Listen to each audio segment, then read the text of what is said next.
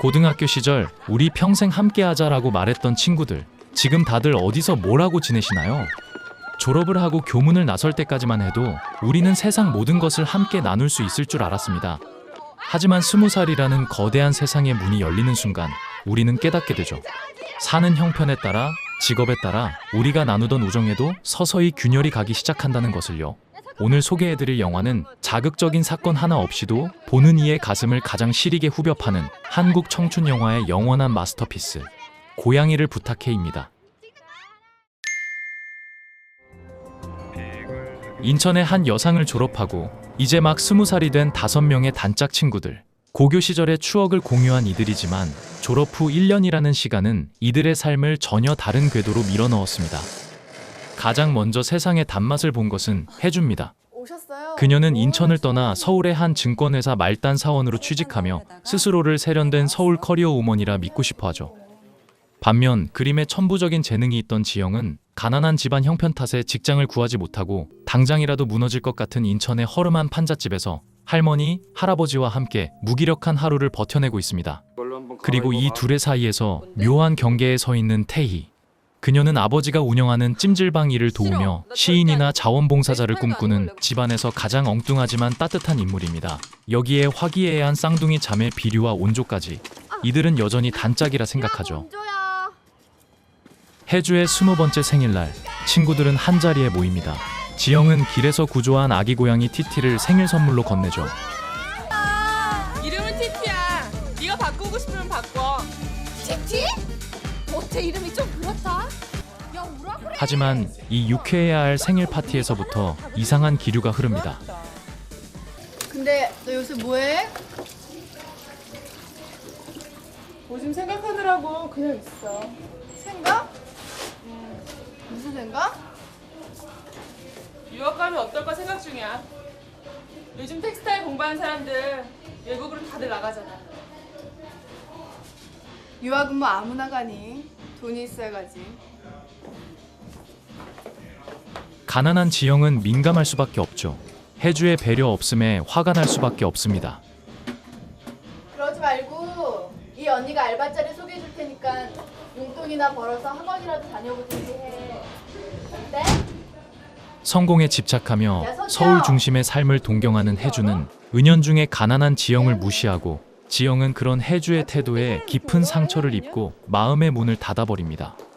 태희는 삐걱거리는 친구들의 관계를 어떻게든 붙잡아보려 노력하지만 현실의 무게는 20살의 우정보다 훨씬 더 무거웠습니다.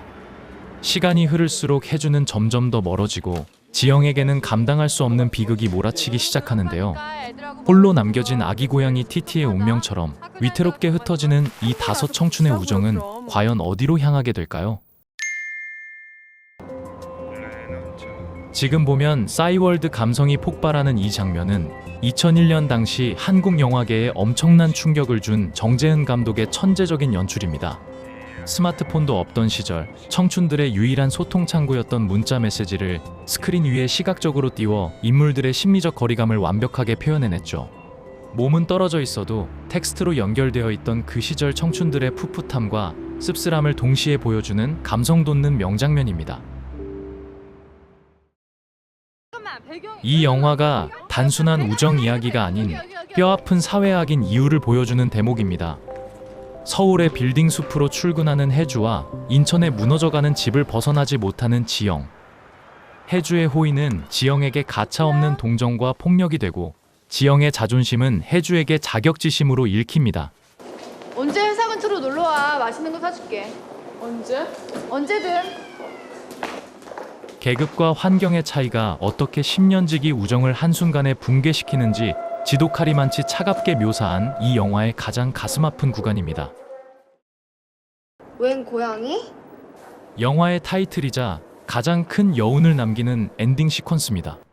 억압적인 가족과 자본주의의 시스템 속에서 숨이 막혀가던 태희와 지영이 마침내 서로의 손을 잡고 완전히 새로운 세상으로 탈주를 감행하는 순간이죠. 자신들이 감당할 수 없었던 작은 고양이 티티를 친구들에게 부탁하듯 과거의 상처를 뒤로하고 날아오르는 두 사람의 모습은 청춘이 가질 수 있는 가장 찬란한 해방감을 선사합니다.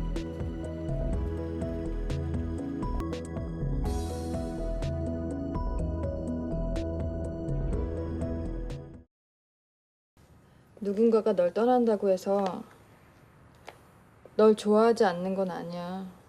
고양이를 부탁해 속 이 짧은 대사는 20년이 지난 지금도 수많은 이들의 가슴을 울립니다. 이 대사는 태희가 시인에게 한 얘기지만 인간관계 전반에 대한 통찰을 줍니다. 고등학교를 졸업하고 마주한 차가운 현실, 사는 환경이 달라지고 대화가 줄어들며 우리는 자연스럽게 멀어집니다. 미워해서가 아닙니다. 내 앞가림조차 버거운 20살, 내 마음을 표현하는 법이 너무 서툴렀을 뿐이죠. 떠난다고 해서 마음까지 사라지는 건 아닙니다. 그들은 서로에게 고향이라는 마음의 끈을 맡긴 채 각자의 길을 응원하며 떠납니다.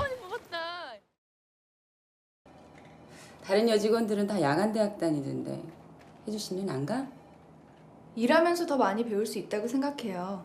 팀장님한테 배우죠 뭐. 팀장님은 제가 하는 일이 가치 있는 일이라는 느낌이 들게 해주셔서 언제든 돕고 싶어요. 평생 잔심부름이나 하는 저부가 가치 인간으로 살 순 없잖아. 평생 잔심부름만 하는 사람이 어디 있겠어요?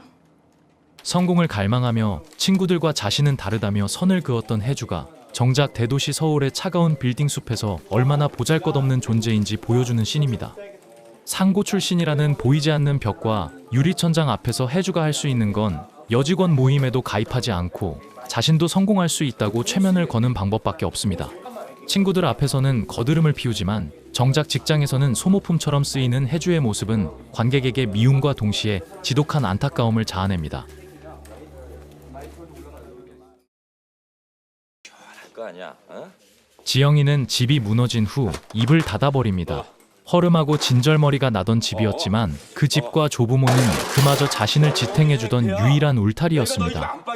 더 이상 돌아갈 곳도 자신이 지켜야 할 가족도 남지 않은 상황에서 지영에게는 누명을 벗고 사회로 돌아가는 것 자체가 아무런 의미가 없어집니다.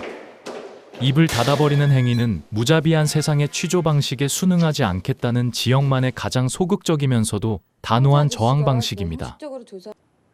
지영아, 나는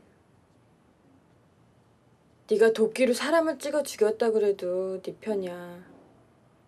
다 이유가 있어서 그러는 거라고 생각해. 나 너 믿어. 나가도 갈 데도 없는데 뭐. 태희가 제안했을 때에서야 지영은 그 손을 잡습니다. 오직 우정이라는 연대만이 다시 세상 밖으로 걸어나올 구원자가 되어준 셈입니다. 영화 속 이리저리 전해지던 고양이는 어디에도 쉽게 정착하지 못하고 누구에게도 완벽히 귀속되지 않는 20살 주인공들의 처지를 대변합니다. 개와 달리 고양이는 길들여지기 어렵고 독립적인 성향을 가집니다. 이제 막 고등학교를 졸업하고 사회라는 낯선 공간에 던져진 혜주, 지영, 태희 등은 어른도 아이도 아닌 모호한 경계에서 방황합니다. 세상의 기준에 쉽게 길들여지지 않으면서도 동시에 아직 자립하지 못해 위태로운 그들의 서툰 독립심이 고양이의 생태와 닮아 있습니다. 결국 이 영화에서 고양이는 보호받아야 할 약자인 동시에 쉽게 길들일 수 없는 청춘 그 자체를 상징한다고 볼 수 있습니다. 당분간 여기서 평단으로부터 한국 영화사 최고의 데뷔작 중 하나라는 극찬을 받았음에도 우리가 극장에서 이 영화를 제대로 보지 못했던 숨은 비하인드와 비평적 포인트를 정리해드립니다. 2001년 개봉 당시 이 영화의 성적은 처참했습니다. 전국 관객 수 약 2만 명으로 개봉 일주일 만에 극장에서 간판을 내려야 했죠. 당시 극장가는 조폭 코미디와 자극적인 상업 영화가 장악하고 있었기에 이 담백한 청춘 영화가 설 자리가 없었습니다. 하지만 이 영화의 가치를 알아본 관객들이 자발적으로 고양이를 부탁해 살리기 모임을 결성했고 한국 영화 사상 최초로 관객들의 요구에 의해 극장에 재개봉되는 기념비적인 역사를 쓴 작품입니다. 2000년대 초반 한국 영화계는 친구, 조폭 마누라, 신라의 달밤 등 남성 중심의 거칠고 자극적인 영화들이 흥행을 주도했습니다. 이러한 척박한 환경 속에서 정재흥 감독은 여성을 성적 대상이나 남성의 보조적 인물로 소비하지 않고 20대 초반 여성들이 느끼는 고용불안, 가부장제에 대한 염증, 미묘한 심리적 갈등을 아주 섬세하고 주체적으로 그려냈습니다. 시대를 지나치게 앞서간 웰메이드 페미니즘 서사라는 평가를 받습니다. 냉정하게 비평하자면 이 영화가 대중적인 흥행에 실패한 이유는 명확합니다. 그냥 좀 필요해서. 극적인 갈등이나 스펙터클한 사건, 확실한 빌런이 존재하지 않습니다. 인물들의 일상을 다큐멘터리처럼 묵묵히 관조하는 방식을 취하다 보니 자극적인 서사에 익숙한 일반 대중에게는 극의 전개가 다소 지루하고 평이하게 느껴질 수 있습니다. 감정을 강요하지 않는 담백함이 이 영화의 가장 큰 미덕이지만 동시에 대중적 흡입력을 떨어뜨린 양날의 검이 된 지점입니다. 하지만 그렇기에 이 영화는 명작으로 남았습니다. 지금은 대배우가 된 배두나의 가장 엉뚱하고 사랑스러운 시절과 이효원의 날카로우면서도 미워할 수 없는 이기적인 연기, 그리고 모델 출신 옥지영의 거칠고 위태로운 마스크, 쌍둥이 자매의 영화를 살려주는 코미디가 조화롭게 사중주를 이룹니다. 특히 배두나는 이 작품으로 춘사영화제, 백상예술대상 여우주연상을 휩쓸며 평단의 절대적인 지지를 받는 연기파 배우로 확실하게 자리매김하게 됩니다. 난 떡볶이만 보면 나도 별로 할 얘기도 명품 신스틸러 배우 황석정, 그녀의 충격적인 스크린 데뷔작을 아는 사람은 거의 없습니다. 바로 2001년작 인생 영화 고양이를 부탁해인데요. 극중 지영의 동네에서 기괴한 행동을 하던 이 거지 여성이 놀랍게도 25년 전 신인 시절의 황석정 배우입니다. 또한 통장 역할 역시 1인 2역을 했습니다. 세상의 무관심을 상징하는 거지와 냉혹한 사회 시스템을 상징하는 공무원, 가장 낮고 가장 차가운 현실의 두 얼굴을 신인 시절에 완벽히 소화해내어 현대 관객들을 즐겁게 합니다.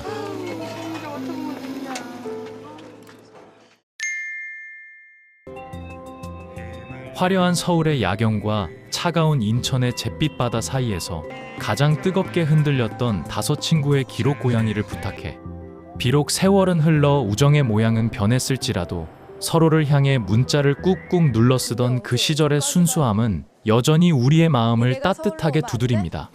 이번 주말 옛 친구들의 안부가 문득 궁금해진다면 가슴 한구석이 아련해지는 이 숨은 명작 한 편 어떠신가요? 영화 고양이를 부탁해는 현재 왓챠, 웨이브 등에서 감상하실 수 있습니다. 오늘 영상이 여러분의 20살을 소환했다면 구독과 좋아요, 알림 설정까지 꼭 부탁드립니다. 지금까지 픽더신이었습니다.